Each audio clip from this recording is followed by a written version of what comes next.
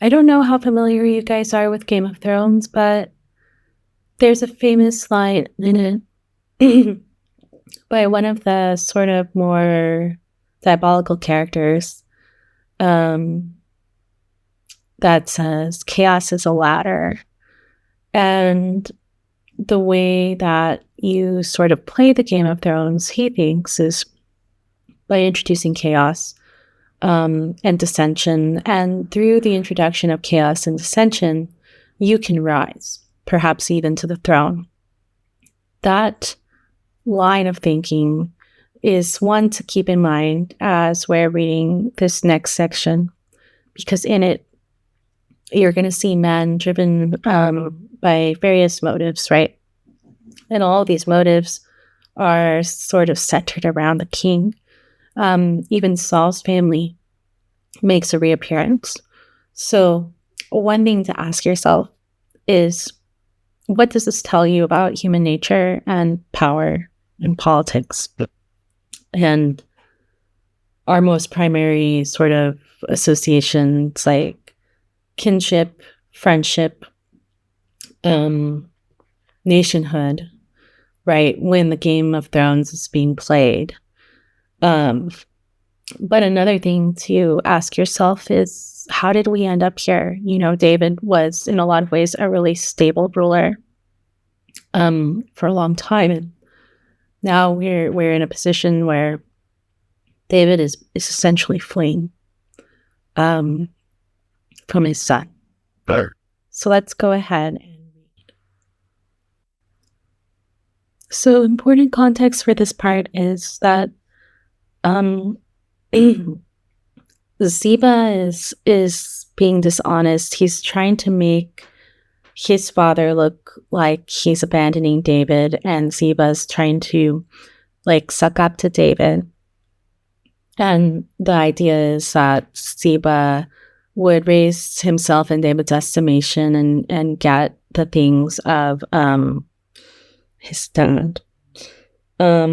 His dad is not there because his dad is basically like unable to walk at this point. So it seems like, you know, David would know this already. And he's also a little bit flustered, though, because even though he should be suspicious of what Ziba's doing, he's suspicious instead of Ziba's father, Mephibosheth, because he's been betrayed by so many of his court.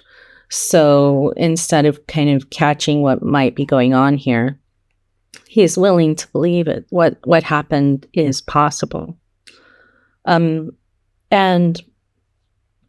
then after this, you have the confrontation with Saul's relative. And it's interesting that Saul's relative, in a lot of ways, is partly right. You know, David does have blood on his hands. The blood on his hands that he has in mind, the relative has in mind, is Saul's.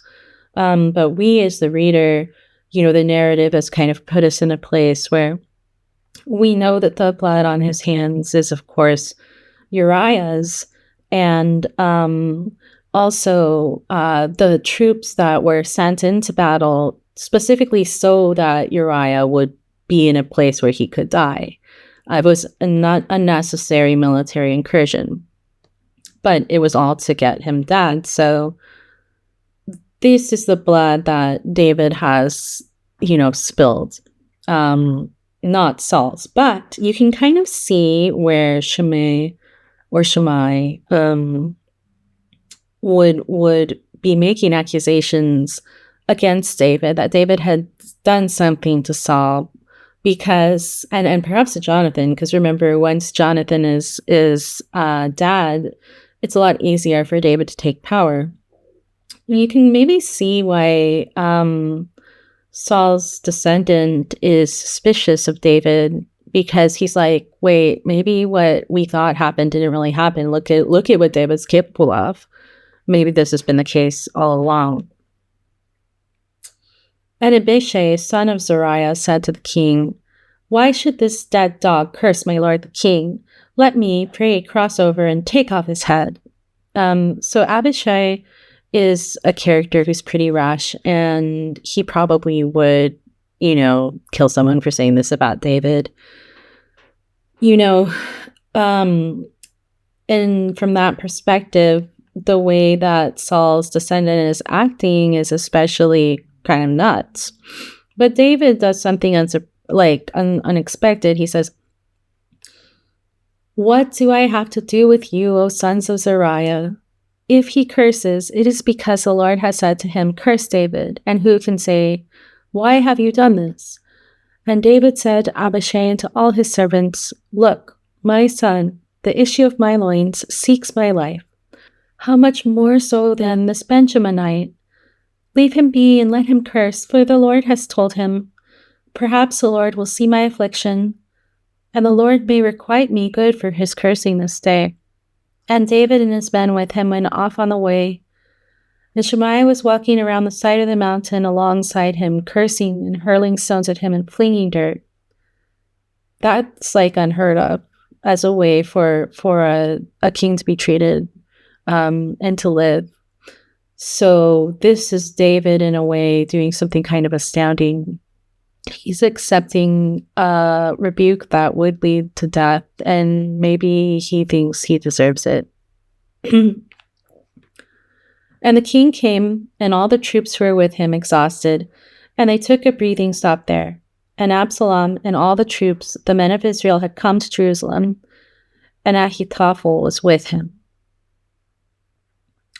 And it happened, when Hushai the Archite, David's friend, came to Absalom, that Hushai said, "Long live the king!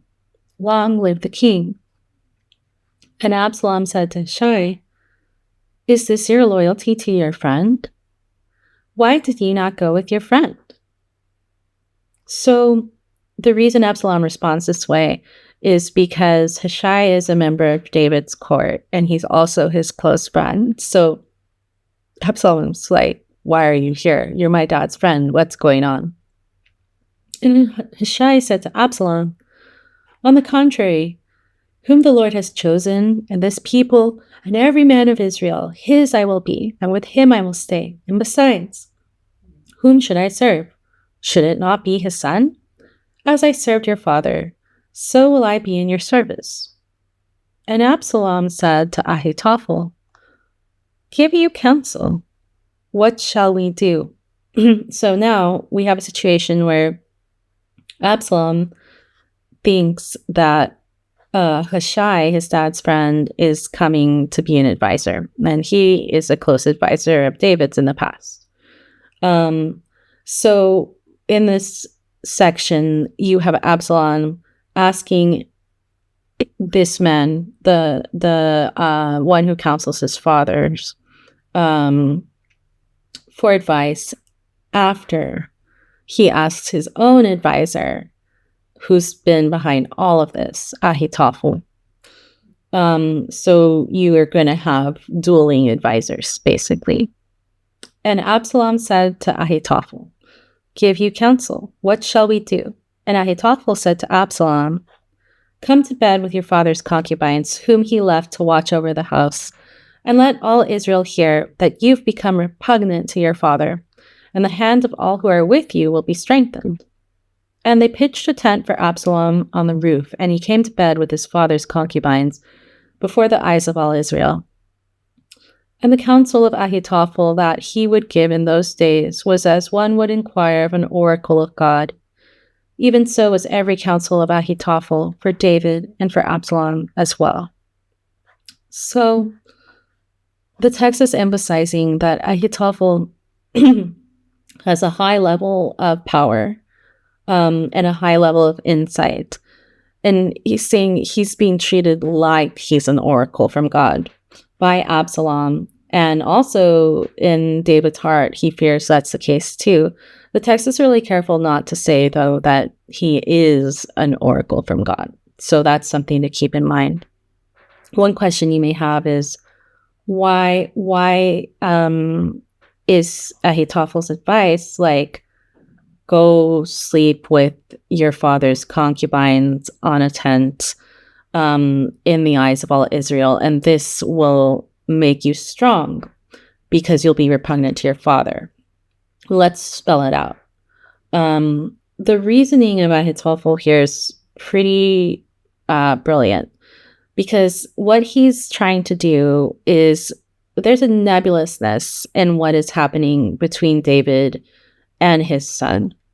And there are some people who are not going to go out there and support David openly, but they're not really going to want to put their backing behind Absalom. They don't know how this is going to go. David is pretty old now, but he's been a great warrior and very powerful and very canny.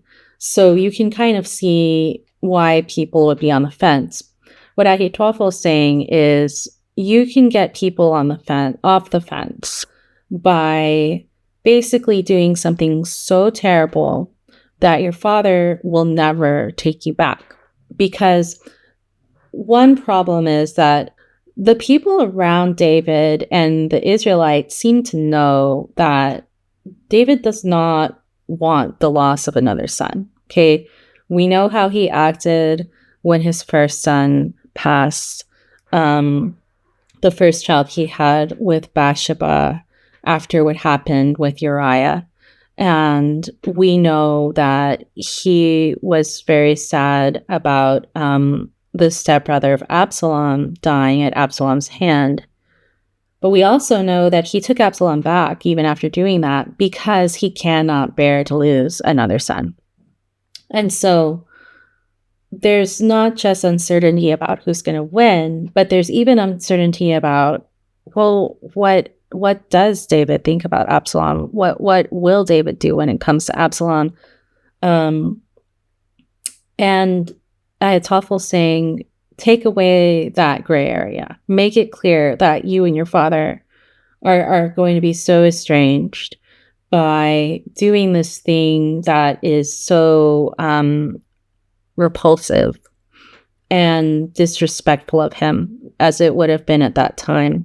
Also, there's a lot of sort of taboos against sleeping with your stepmother or your father's wives, basically, even if he's passed away. So David's still alive.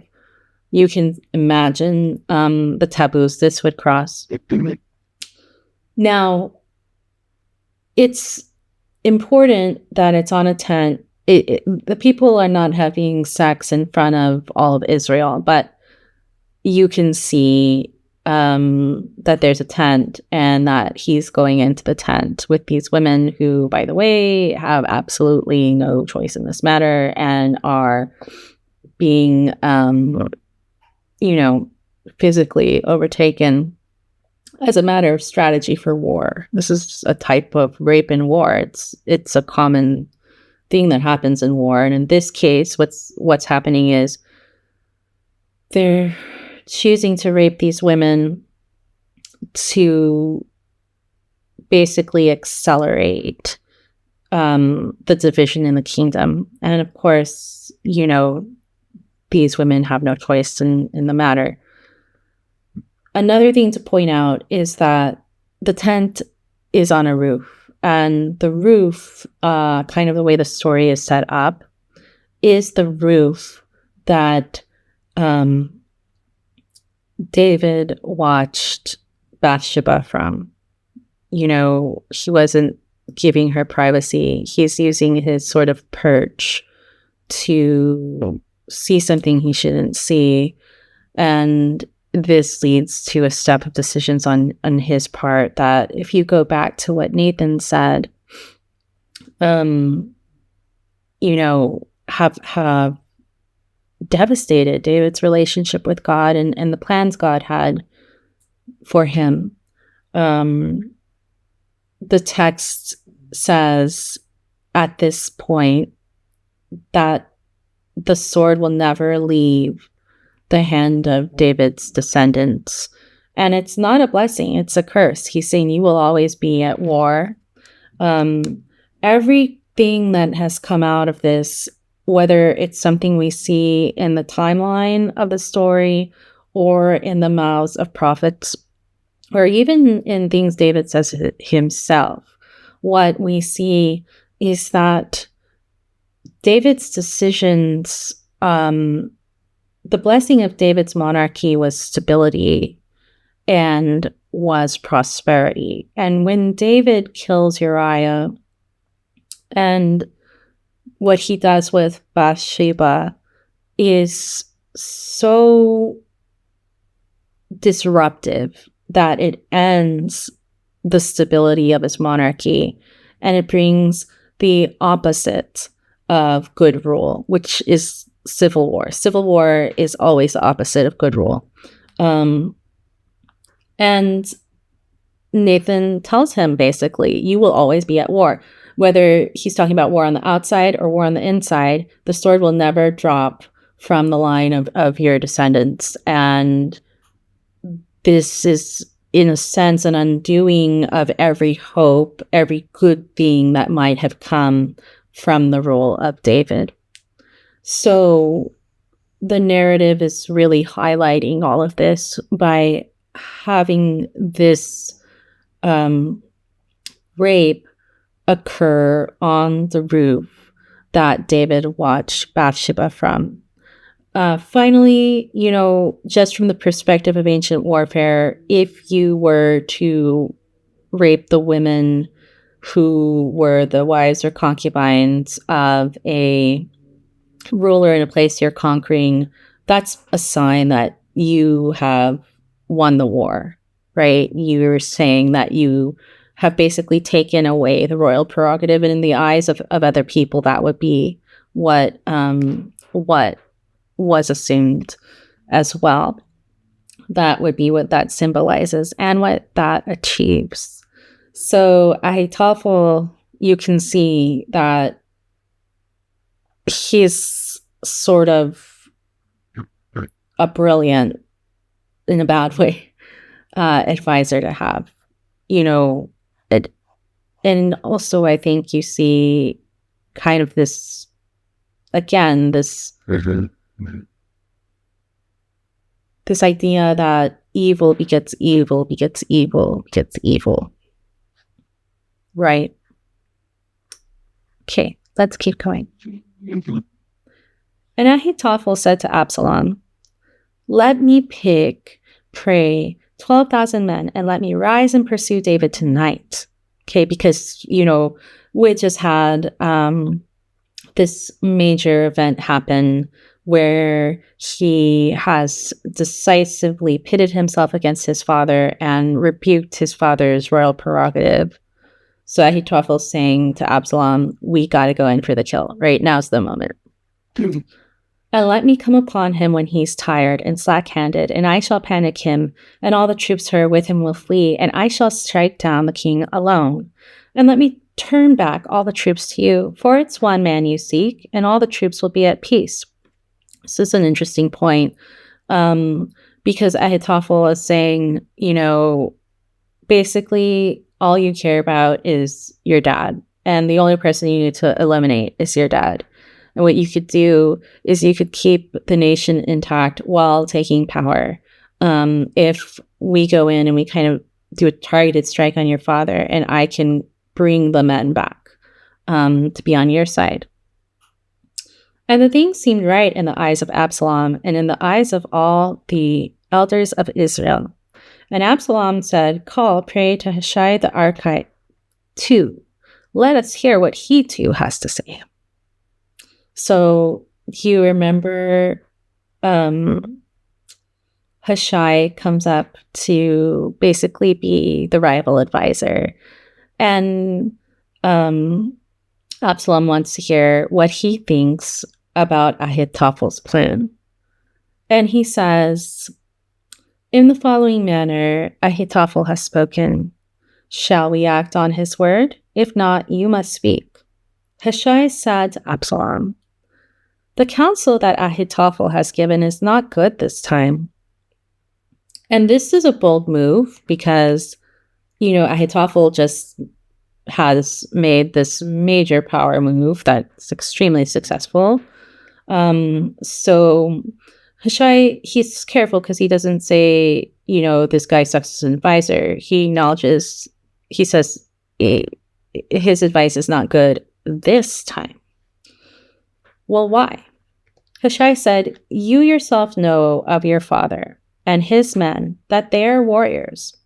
They are bitter men, like in the field like a bear in the field bereaved of its young." That's a really interesting comparison, because David and his male children, at least, he is aggrieved, right, over their deaths. That's something we've established in the past.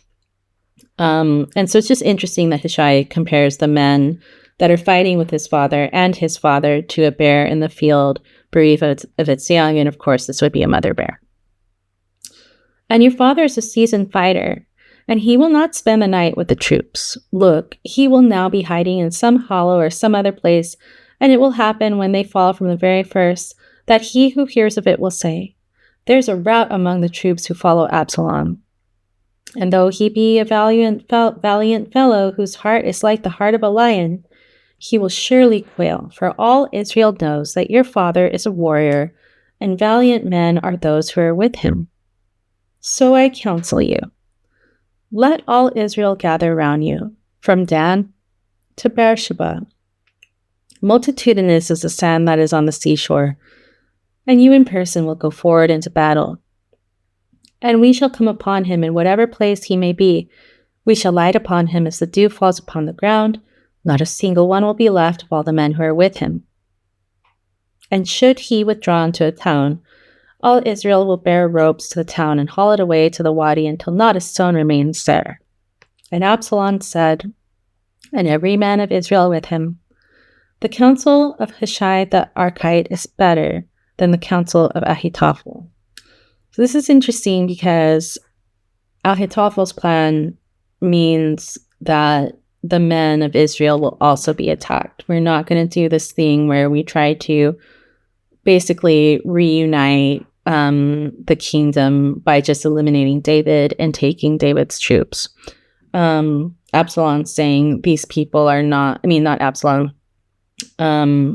Hushai is saying to Absalom, these people are your father's people, and they're going to be stuck on him. They're not going to want to be with you. Basically, they're incorrigible. You just need to get rid of them. Now, this is persuasive to Absalom, and you might want to ask yourself why. And the Lord had ordained to overturn Ahithophel's good counsel in order for the Lord to bring evil upon Absalom. And Hushai said to Zadok and to Abiathar the priests, "Such and such did Ahitophel counsel Absalom, and the elders of Israel, and such I on my part counseled. And now send quickly and inform David, saying, Spend not the night in the steppes of the wilderness, but rather cross over onward, lest disaster engulf the king and all the troops who are with them." Because remember that Hushai is a double agent, right? He's supposed to go there and pretend like he's switched sides, but really he's supposed to be operating in David's favor. So he tells these two priests, Zadok and Abiathar, go tell David what's happening. Go tell him that this is the advice I gave and Absalom's going to follow it. But also tell him that Ahitophel made this other counsel, just so he understands that that's what the plan B could be, possibly. And Jonathan and Ahimaaz were stationed at En-Rogel, and the slave girl would go and inform them, and they would go and inform King David, for they could not be seen coming into the city. And a lad saw them and informed Absalom. And the two of them went quickly and came to the house of a man in Bahurim who had a well in his courtyard, and they went down to it. So Absalom is on something. He thinks there's something weird going on, and there is. So he sends his people over. They came to the house of a man in Bahurim who had a well in his courtyard, and they went down into it. And the woman took a cloth and stretched it over the mouth of the well and spread groats on top of it so that nothing could be noticed. So a woman is hiding basically the people who are supposed to go to David and give the message of what is happening. So that when Absalom's servants arrive, it looks like no one is there because they're suspicious. They're looking for these basically informants. And the woman is going to give them bad directions. So that's a kind of interesting thing. And Absalom's servants came to the woman in the house and said, "Where are Ahimaaz and Jonathan?" And she said to them, "They've crossed over past the water reservoir." And they searched, and they found nothing. And they went back to Jerusalem. And it happened after they'd gone that Ahimaaz and Jonathan came up from the well and went and informed King David. And they said to David, "Rise and cross over the water quickly, for thus has Ahithophel counseled against you." And David rose, and all the troops with him, and they crossed over the Jordan. By the light of morning, not a single one was missing who had not crossed over the Jordan. And Ahithophel saw that his counsel was not acted on, and he saddled his donkey and arose and went to his hometown. He left a charge for his household, and he hanged himself and died. And he was buried in the tomb of his father. And David had come to Mahanaim when Absalom crossed over the Jordan, he and every man of Israel with him. So Ahithophel figures out that all of these changes, these small changes, indicate that things are not going to happen in a way that's favorable to him. Once he knows that it's not his counsel about how to attack David that's accepted, he knows that David will be successful. He can kind of gauge the situation accurately. He knows who he's dealing with. So he's like, yeah, this is not going to work. We really need to do it the other way. There's no way Absalom's gonna rally here. He's not going to be the one to come out on top. So he goes home and he kills himself. And Absalom had placed Amasa instead of Joab over the army. And Amasa was a son of a man named Ithra, the Ishmaelite, who had come to bed with Abigail, daughter of Jesse, sister of Zeruiah, Joab's mother. And Israel and Absalom camped in the land of Gilead. And it happened when David came to Mahanaim that Shobi, son of Nahash from Rabbah Athmon, and Machir, son of Amiel from Lodabar, and Barzillai the Gileadite from Rogelim brought couches and basins and earthenware, and wheat and barley and flour and parched grain, and beans and lentils and honey, and curds from the flock and cheese from the herd. And David marshaled the troops that were with him, and set over them commanders of thousands and commanders of hundreds. And David sent out the troops, a third under Joab, a third under Abishai, son of Zeruiah, Joab's brother, and a third under Ittai the Gittite. And the king said to the troops, "I too will surely sally forth with you." And the troops said, "You shall not sally forth, for if we must flee, they will pay us no mind, and should half of us die, they will pay us no mind. For you are like 10,000 of us, so it's better that you be a help for us from the town." And the king said to them, "Whatever is good in your eyes, I shall do." And the king stood by the gate. All the troops sallied forth by their hundreds and thousands. And the king charged Joab and Abishai and Ittai, saying, "Deal gently for me with the lad Absalom." This is really important, what happens here when he says that. Deal gently for me with the lad Absalom. So they're in the middle of the civil war, and these men who are fighting for him are risking their lives. He's the legitimate king, but he's fleeing, right? He's not in the power position here. He's also not in Jerusalem. He's been hiding in the wilderness the way he had to when he was being chased by Saul. So he's the legitimate king. He's not the ascendant one. Also, Absalom's rape of David's wives, that achieves a lot of power for him. And so people who are on David's side, it's not clear, to them that this is a wise move, or a move that David's really going to come out on top in the end. So they're risking a lot. And here, as early as chapter 18, verse 5, you have David saying, hey guys, don't be bad to my son. Don't hurt my son. Do whatever you can not to hurt my son. They're going to be like, what? He's trying to kill you. And we're risking our lives to save you from being killed by him. And you're telling us not to go hard on him. You can start to see these tensions here. And also, David does this in front of people. He's doing this in a way where all the troops are going to find out. So you can see how that would be pretty demoralizing. And all the troops heard when the king charged the commanders concerning Absalom. And the troops sallied forth to the field to meet Israel, and the battle took place in the forest of Ephraim. And the troops of Israel were routed there by David's servants, and great was the slaughter there, 20,000. And the battle spread out over all the countryside, and the forest devoured more of the troops than the sword devoured on that day.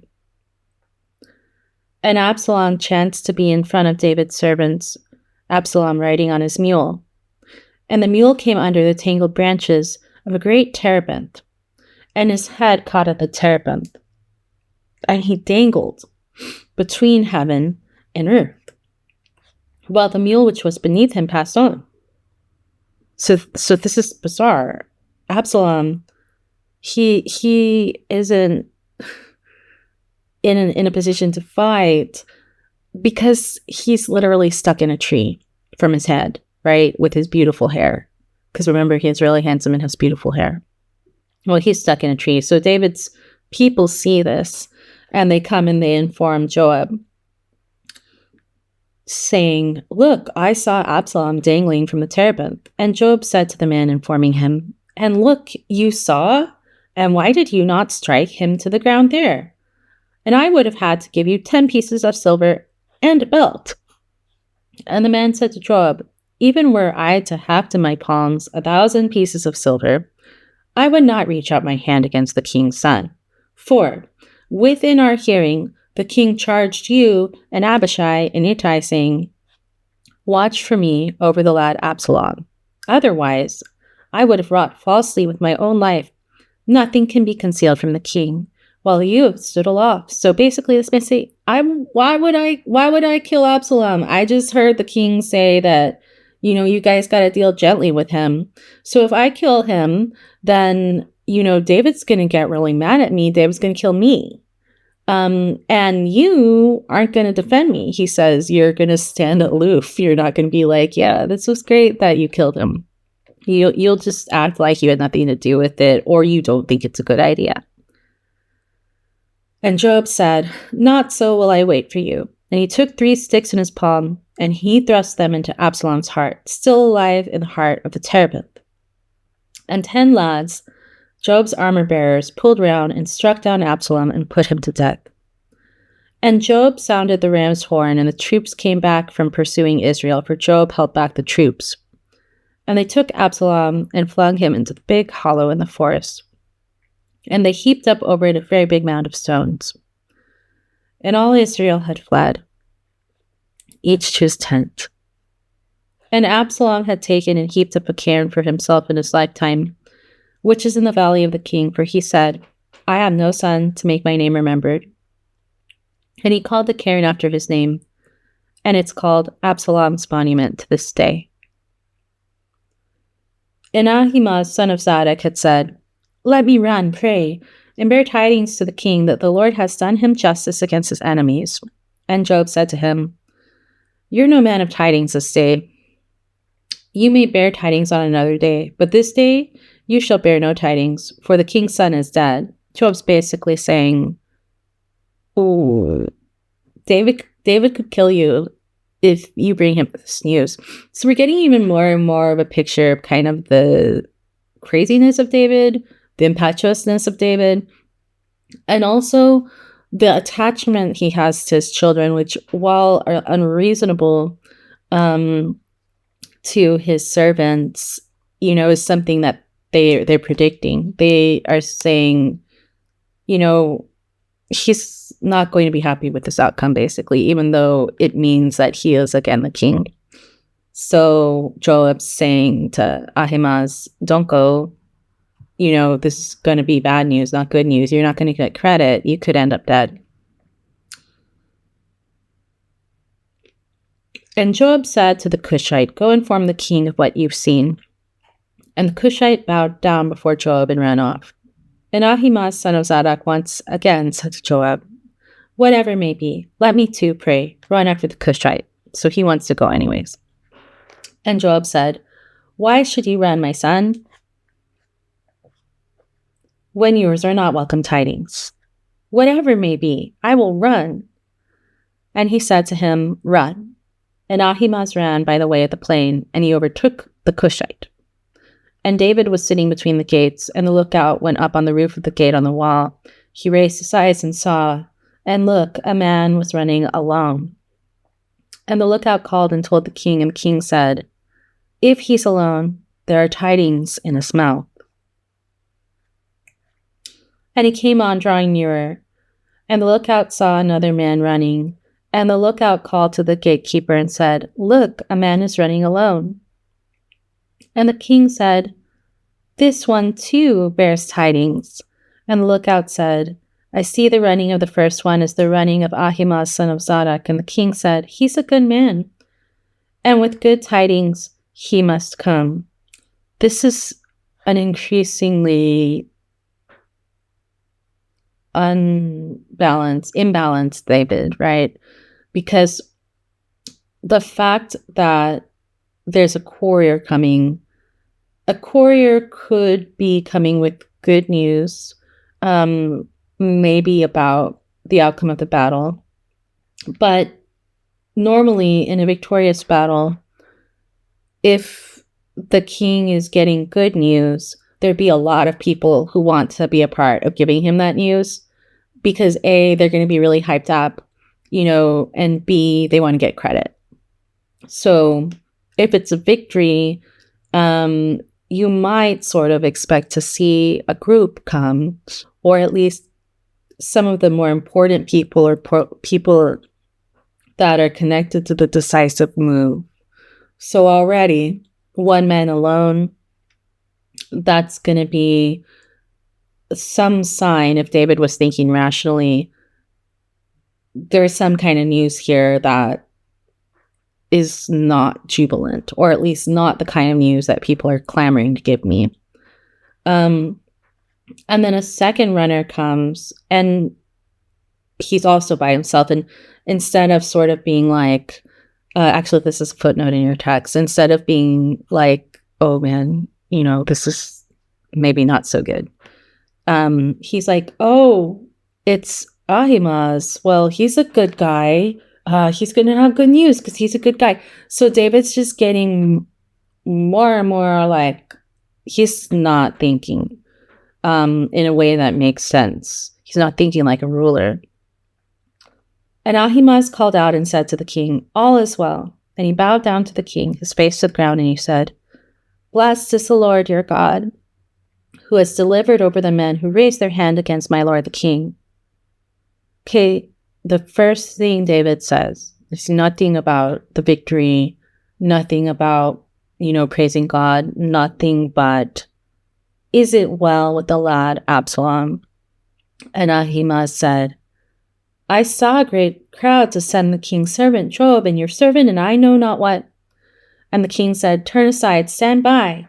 Okay, so the king's like, "You're taking too long. You're taking too long. I want to know about Absalom." He just pushes this guy aside who a minute ago he's like, oh, this is a good guy, he's gonna have good news, and he did get good news that he won, right? He won the battle, but he's getting more and more frenetic, and he's like, stop talking, I'm gonna go talk to someone else, right? He turned aside and took his place, and look, the Cushite had come, and the Cushite said, let my lord the king receive the tidings that the Lord has done you justice against all who rose against you. And the king said to the Cushite, is it well with the lad Absalom? And the Cushite said, may the enemies of my lord the king be like the lad, and all who have risen against you for evil.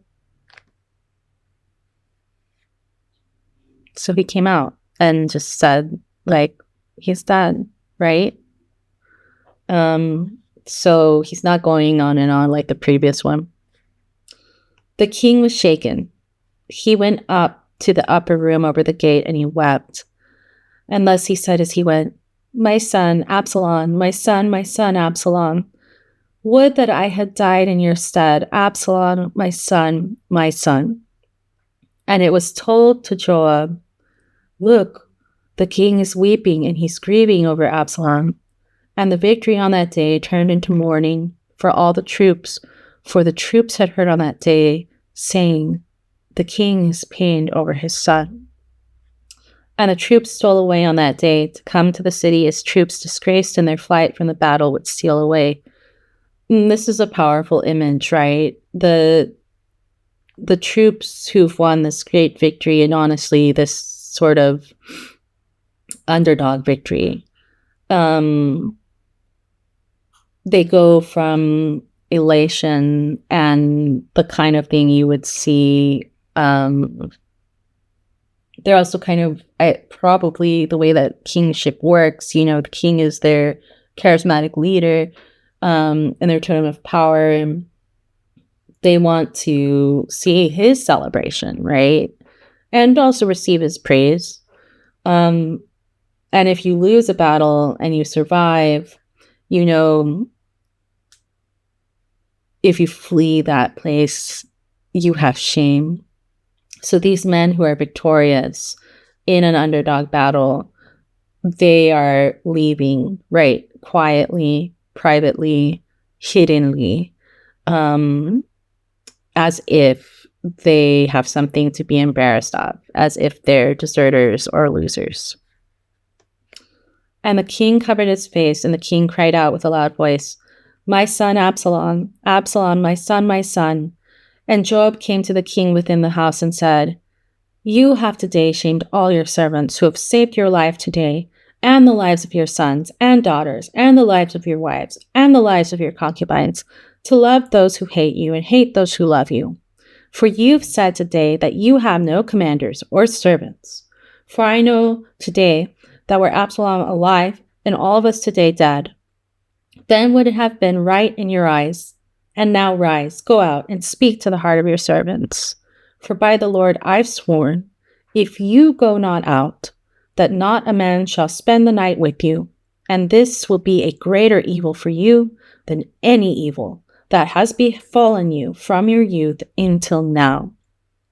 And the king arose and sat in the gate, and to all the troops they told, saying, look, the king is sitting in the gate. And all the troops came before the king, while Israel had fled, each man to his tent.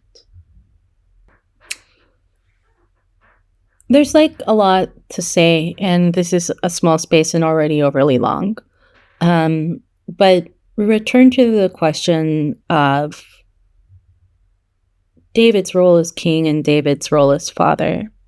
We've seen that his role as father, he's been a failure of a father in a lot of ways. But now you have this problem where his grief as a father is making him as a failure to these people who have given everything for him. And this passage ends with David sitting alone in a tent, or sitting alone in front of a tent. Again, really abnormal behavior for a victorious king, and something that everyone around him will notice. and take note of. And, he said, I would rather be dead than that Absalom be dead, which is a really normal feeling for a parent to have. I don't know any good parent who wants to outlive their child. That's the nightmare of any parent. Like, seriously, to outlive your child is a nightmare of any good parent. It's unnatural. You're not supposed to outlive your child. And even though this child's trying to kill him, David would rather be dead than Absalom. Even that sort of murderous impulse on the part of Absalom doesn't change the fact that David is grieving over the loss of his son and has this really natural reaction for a parent, which is to say, I don't want to be alive now that my kid's dead. And the sort of grief he feels, though, is juxtaposed with the duties of kingship and the duties that he has as a king to his people. In a lot of ways, this makes the people around him question his judgment, but not just that. They're going to question, what do we mean to you? We mean nothing to you. That's what Job says. We don't mean anything to you. Like, you don't care if we're dead. Don't you know we all would have died? Basically, it's an implication if Absalom had lived. Like, you're saying that you wish Absalom had won, basically, and that would mean that all of us were dead. You would sacrifice all of us to him. Nothing we have done for you has mattered.